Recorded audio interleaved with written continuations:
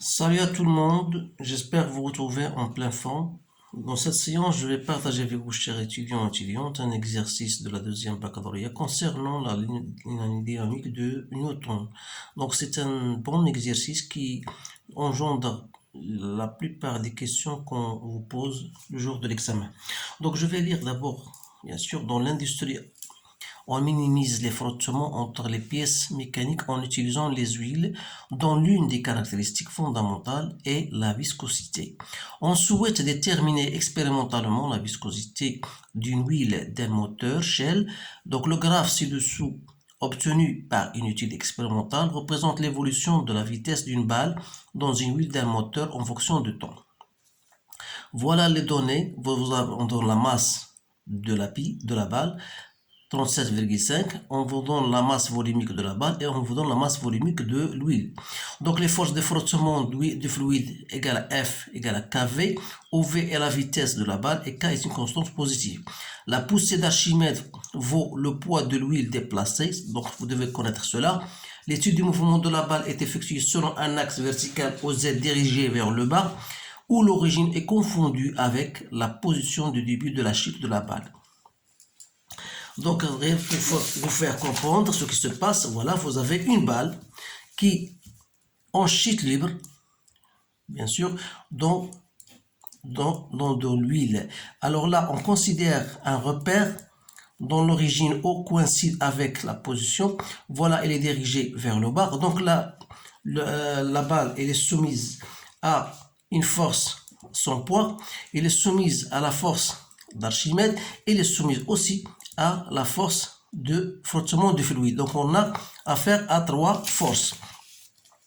Donc la première question, je ne vais pas me tarder à vous l'expliquer. Énoncez clairement la deuxième loi de Newton après avoir défini clairement un repère référencé galiléen. Donc vous supposez, bien sûr, vous savez qu'un repère galiléen, c'est un repère où l'on peut appliquer, ou bien où le principe d'inertie est bien respecté, c'est-à-dire si le système solide S est en mouvement, alors la vitesse est constante, ou bien il est en V, sa vitesse est nulle. Alors vous devez revenir à votre cours, bien sûr, pour voir ce chose-là. Je passe maintenant aux choses sérieuses. En appliquant la seconde loi de Newton, montre que l'équation différentielle de mouvement de la balle est la suivante. dv sur dt plus k sur 1v égale à 1,1. Alors là, qu'est-ce qu'on va faire? Donc, la deuxième loi, on a les forces P plus FA égale à M à G. Ou bien A, bien sûr, donc, c'est-à-dire, on va projeter cette relation vectorielle selon soit sur l'axe OI, soit sur l'axe OZ. Donc, on va projeter sur l'axe OZ, bien sûr. Donc, poids, c'est mg. F, de sens contraire, ça donne moins kv, plus FA. Donc, on vous dit que la poussée d'Archimède, c'est le poids. Et qui dit poids, il y a la masse. Et la masse, c'est quoi? C'est M fois, c'est ρ fois V. C'est ρ du fluide, bien sûr. C'est la masse volumique du fluide que je multiplie par V. Donc, ça, c'est la masse. Donc, je dois multiplier par G égale à M dV sur dt. C'est-à-dire que j'aurai dV sur dt plus K sur M égale à G en facteur de 1 moins ρ. M, c'est quoi? Bien sûr, je vous fais un rappel. Seulement que ρ, c'est quoi? C'est la masse sur V. C'est-à-dire que M égale à ρ V. Donc, lorsque je vais diviser ρ' VG par ρ V, ça reste ρ' sur ρ. Voilà. Donc, il suffit de calculer, bien sûr, cette expression-là. C'est-à-dire que G1 moins ρ' sur ρ égale à quoi? Égale à 9,8. Que je multiplie par 1, ρ' c'est 911, que je divise par 1026, vous allez trouver exactement 1,1.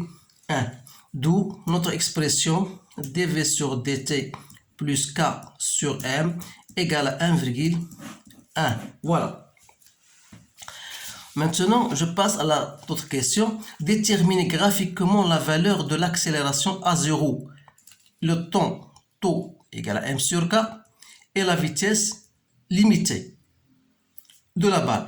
Donc, à partir de cette expression des équations différentielles, donc vous pouvez dire que K sur M, ici il reste un V ici, j'ai oublié, donc ça veut dire que 1 sur taux égale à K sur M. C'est-à-dire que taux égale à quoi? Égale à M sur K.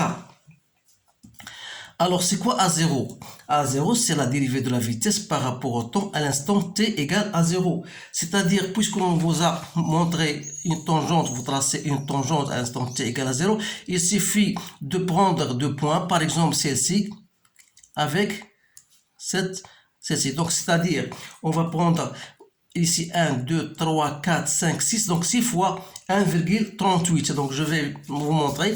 Donc, c'est quoi? C'est 6 fois 1,38 10 moins 2 que je divise par cette valeur-là qui est 75 millisecondes.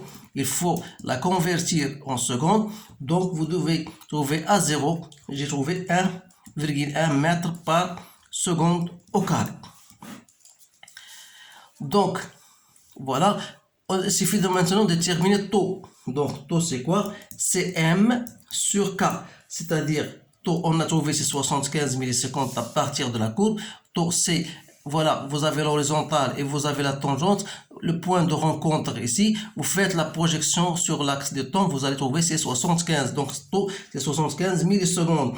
Et la vitesse limite n'est autre que cette valeur-là, qui est égale à 6 fois 1,38 10 moins secondes, c'est-à-dire que la vitesse limite, c'est 6 fois 1,38 10 moins 2, c'est-à-dire 28 mètres par seconde. 10 moins 2, ici. Donc, maintenant, quatrième question. Déduire de l'équation différentielle la valeur de K, en précisant son unité. Alors, la valeur de K, c'est-à-dire, c'est quoi? On a déjà K, c'est M sur taux, c'est-à-dire 37,5 10 moins 3, que je divise par 75 10 moins 3, ça c'est 0,5. Alors, pour déterminer l'unité, bien sûr, vous savez tout simplement que l'unité de K n'est autre que l'unité de la masse par le temps. Ici, voilà taux. Donc, ça, c'est le kilogramme. Ici, c'est seconde moins 1. D'où 0,5, on va ajouter kilogramme seconde moins 1. Voilà l'unité de K. Cinquième question. On modélise la force de frottement du fluide par une formule de Stokes donnée par la relation F égale 6 roues RV, où V c'est la vitesse, R c'est le rayon de la balle, et on vous demande de déterminer la valeur de ce roue. Donc, on va dire que c'est la valeur de la viscosité. Donc, c'est quoi? C'est égal à F sur 6 RV. Comme F égale à KV, donc vous allez simplifier par V. Donc, il reste, c'est K sur 6 R. Comme R égale à 2 cm, c'est-à-dire c'est 0,02 m, donc vous déterminez la valeur de la viscosité comme étant K égale à 0,5, que je divise par 6 fois 0,02, donc c'est 4,16, quoi? Ça c'est en kilogrammes seconde moins 1, R c'est mètre, donc c'est mètre moins 1. Voilà la valeur de la constante, bien sûr, de la viscosité. Maintenant, on vous demande sixième question. Ce sont des questions très intéressantes. Alors, la méthode de l'air permet d'estimer par le calcul la valeur de la vitesse de la balle, du temps. Nous obtenons des valeurs consignées dans le tableau ci-dessus. Trouvez les valeurs manquantes A0, V3 et A3, sachant que AI, donc ça, on vous donne, voilà l'accélération AI, égale à 1,1 moins 13,3 VI. Alors, qu'est-ce qu'il faut faire? Donc, pour déterminer voilà les questions. Voilà, on vous donne, voilà le tableau. Donc, essayez de stopper la vidéo. Donc, voilà dV sur dt. On vous donne la vitesse. On vous demande d'abord, ça, c'est A0. Ça, c'est la vitesse V0 est égale à 0. Donc, il reste A, l'accélération. Donc, c'est A0, A1, A2, A3. Donc, ça, c'est la valeur de A3 qu'il faut déterminer. Et ici, c'est quoi? C'est la vitesse V0, V1, V2, donc V3. Donc, il faut déterminer A3 et V3. et A0. Donc A0, on a déjà déterminé la valeur de A0. Donc, voilà, j'écris A0, c'est égal à 1,1. Pourquoi? Parce que si à partir de cette expression A0 1,1 moins 13,3 V0, comme V0 égale à 0, donc il reste A0 égale à 1,1 mètre par seconde au carré, qui coïncide bien sûr avec la valeur déjà trouvée graphiquement. Alors, pour trouver V, donc vous avez une autre relation que vous devez apprendre, ou bien que vous pouvez même le retrouver, donc c'est VI plus AI delta T. Comment j'ai trouvé cette expression? Vous savez que l'accélération, c'est delta V sur delta T. Donc, la vitesse, c'est la vitesse à un instant T plus 1, moins la vitesse à un instant T sur delta T. Alors là, je dis que voilà, VI plus 1 moins VI sera égal à AI delta T. C'est-à-dire que VI plus I égale à VI plus AI delta T. Donc cette formule-là, il faut bien savoir comment la trouver parce que vous la travaillez avec beaucoup lorsque vous voulez appliquer l'application de l'air. Alors là, qu'est-ce qu'il me reste? Il me reste de déterminer, bien sûr, V3. Donc V3, c'est quoi? C'est V2 plus A2 delta T. Donc si je reviens à votre tableau, voilà, vous avez bien sûr A2. Donc il suffit donc de remplacer V2, c'est quoi? C'est 0,0655 plus 0,2355 que je multiplie par delta T. Delta T 0,04 moins 0, c'est toujours 0,04, soit 0,08 moins 0,04, toujours 0,04. Donc voilà, delta T, c'est 0,04. Donc vous allez trouver 0,0749 mètres par seconde. Voilà V3. Donc il me reste A3, c'est quoi? D'après notre expression, A3 c'est 1,11 moins 13,3 V3, c'est-à-dire 1,1 moins 13,3 que je multiplie par 0,0749. Donc je trouve 0,1 mètre par seconde au carré. Voilà la formule. On a bien déterminé, bien sûr, toutes les choses qu'on vous a demandé de déterminer. Donc, je passe maintenant, question 7. Entre l'état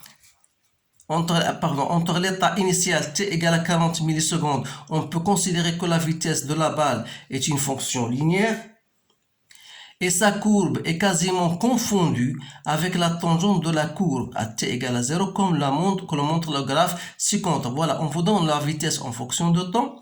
Donc vous remarquez que c'est une fonction linéaire, c'est-à-dire elle passe par l'origine de temps. Ça veut dire que la vitesse en fonction de temps n'est autre que à t. Alors là, le coefficient directeur A, vous pouvez choisir deux points, soit ici 4,410 moins 2, donc vous allez 4,410 moins 2, que je divise par la valeur correspondante qui est sur l'axe de temps, c'est 40. Donc 40 quoi? Millisecondes, il faut multiplier par 10 moins 3, vous allez trouver 1,1. Bien sûr, mètre par seconde au carré. D'où l'expression de la vitesse en fonction de temps, c'est 1,1 t. Voilà. Déterminer la valeur AZ de l'accélération. Donc AZ, bien sûr, on a déterminé, c'est l'une autre que le coefficient direct. Ça dit que AZ, c'est 1,1 mètre par seconde au carré. Autre question, on va remarquer que AZ est une constante, donc il s'agit bien d'un mouvement uniformément varié. Donc, la réponse à cette question, quelle est la nature du mouvement? Déterminer, voilà, déterminer Z de T. Donc, 7,4, déterminer Z de T. Donc, vous savez que l'équation du mouvement, c'est 1 demi AZ T au carré plus V0 T plus Z0, comme V0 égale à 0 et Z0 égale à 0. Donc, ce sera 1,1 que je divise par 2, T au carré. Donc, c'est 0,55 T au carré. Quelle est la distance parcourue par la balle entre l'état initial et T 40 millisecondes? Pour cette question, vous savez que la vitesse que lorsque sa distance, pour la distance D, lorsque, bien sûr, le mobile ou bien la balle parcourt une distance D suivant l'axe Z, bien sûr, à un instant delta t, à un instant donné, delta t, t final moins t initial. Vous savez, Z c'est quoi? C'est 0,055. Voilà. Delta t entre t égale à 0 et t égale à 40 millisecondes, c'est-à-dire c'est 40, 10 moins 3 au carré. Donc voilà cette distance, vous faites votre calcul. Donc c'est 8,8, 10 moins 4 mètres. Voilà la réponse à ce sujet-là. Donc c'est un sujet global qui engendre pas mal de questions que vous devez savoir. Et je m'excuse si je parle ainsi assez vite, tout simplement parce que des choses-là, vous devez les savoir. Et pour les questions qu'on va bien sûr dans les séances prochaines, je vais peut-être faire un autre exercice qui est très intéressant et peut-être que je vais bien sûr aller plus ou moins rapide.